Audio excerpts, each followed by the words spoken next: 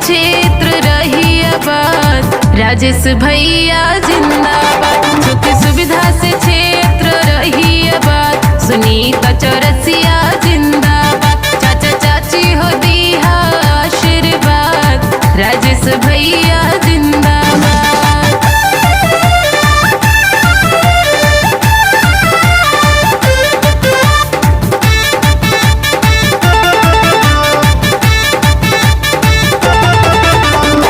गलिया गौवा में करिया विकास हो, लागल वो इनका से सबही के आस हो।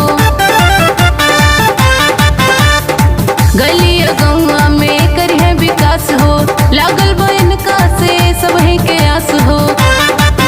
साथ दिया सभे पूरा हो की मुराद, राजेश भैया जिंदाबाद। चाचा चाची हो दिया आशीर्वाद, सुनीता चौरसिया जिंदाबाद। चाचा चाची हो दिया आशीर्वाद, सुनीता चौरसिया जिंदाबाद।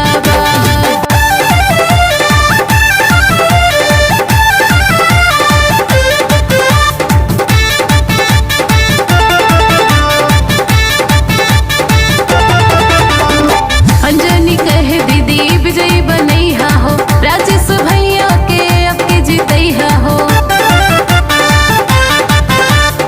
अंजनी कहे दीदी विजयी बनैहा हो, राजेश भैया के आपके जीतैहा हो। भूल जइहा न भैया रखिहा याद, राजेश भैया जिंदाबाद। चाचा चाची हो दिया आशीर्वाद, सुनीता चौरसिया जिंदाबाद। चाचा चाची हो दिया